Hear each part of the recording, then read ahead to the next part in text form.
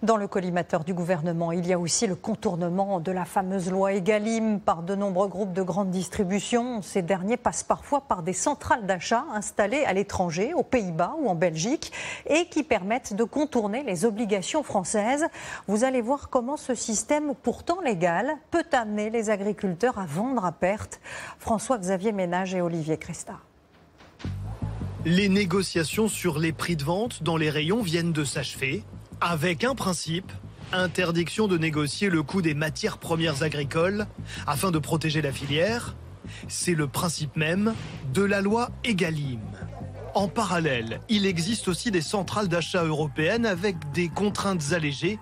3 groupes français y ont recours. En Espagne, Carrefour a créé Eureka. Aux Pays-Bas, Système U a rejoint Everest. Et en Belgique, Leclerc négocie à travers Eurelec. Le mode d'emploi en 3 points. Leclerc s'associe avec des collègues européens pour être plus puissant. Il négocie avec des grossistes qui ne sont pas concernés par la loi Egalim et ils appliquent le droit local, ce qui permet théoriquement de contourner le droit français. Nous avons donc pris la direction de Bruxelles pour voir à quoi ressemble Eurelec. Ce jour-là, les policiers encadrent un blocage d'agriculteurs à quelques mètres seulement, mais personne ne l'a repéré, du siège d'Eurelec. On est en plein cœur de la capitale belge et Eurelec, pour cela, il faut bien ouvrir les yeux, se trouve ici, c'est indiqué très discrètement. Pour le reste, le groupe Leclerc, que l'on a sollicité à de nombreuses reprises, ne souhaite pas s'exprimer. Alors, pour y voir plus clair, nous avons cherché les statuts d'Eurelec, qui fait bien du commerce de gros, et compte officiellement une trentaine de salariés, ici photographiés lors d'une réunion de travail. Nous nous sommes également procuré un contrat signé fin 2023 avec un industriel de l'agroalimentaire. Pas le droit de filmer le document, c'est trop sensible, nous l'avons donc reproduit. Nos négociations sont régies par la loi belge. Pour cette raison, nous ne sommes pas sujets aux contraintes françaises que vous mentionnez. Ainsi, la loi Egalim est bien susceptible d'être contournée.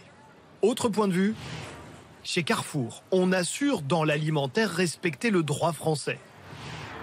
Chez Système U, le seul groupe ayant accepté de parler devant la caméra, c'est le grand patron lui-même qui se justifie. On va reprendre quelques critiques. Vous n'appliquez pas le droit français, vous mettez la pression et dans ces négociations, en clair, le plus fort c'est vous et il faut s'aligner. Vous répondez quoi? On se met avec des Allemands, avec des Hollandais pour mettre nos volumes d'achat ensemble et avoir du poids face à Coca-Cola, Unilever, Procter et autres. Et ça avec le droit français? En respectant les éléments d'Egalim, absolument. C'est écrit dans les contrats? C'est écrit dans notre contrat, nous, en tout cas. Et l'originalité de notre contrat, c'est que c'est écrit dedans. Et c'est pareil pour les autres? Faudrait leur demander, je n'en suis pas sûr. Le monde agricole, justement. Ce maraîcher dénonce le 2 poids 2 mesures actuel du secteur agroalimentaire au détriment des agriculteurs. On a 36 000 réglementations à respecter différentes qui parfois se contredisent. La difficulté qu'il y a en face, c'est qu'on a des gens qui sont organisés et structurés juridiquement face à nous pour contourner ces règles, les règles qui s'imposent à eux. Cet agriculteur parle au sujet des centrales d'achat européennes d'un système opaque que personne n'ose pour le moment bousculer. L'évasion législative de certaines entreprises là-dessus commence à se voir comme le nez au milieu du visage, parce qu'en fait, on a mis une loi en place où on a mis rien en face pour la contrôler. Message entendu, répond Bercy, qui promet à présent la multiplication des contrôles dans toute la grande distribution. La crise agricole actuelle, qui touche une bonne partie de l'Europe, pose une question plus large. Pourquoi dans l'alimentation, les prix font le yo-yo? La Grèce, par exemple, dénonce le prix du lait en poudre pour bébé, 27 € les 800 grammes. En France, le même produit, 14 €. En Suède, 11 €. Faut-il un prix unique en Europe sur les denrées alimentaires de base?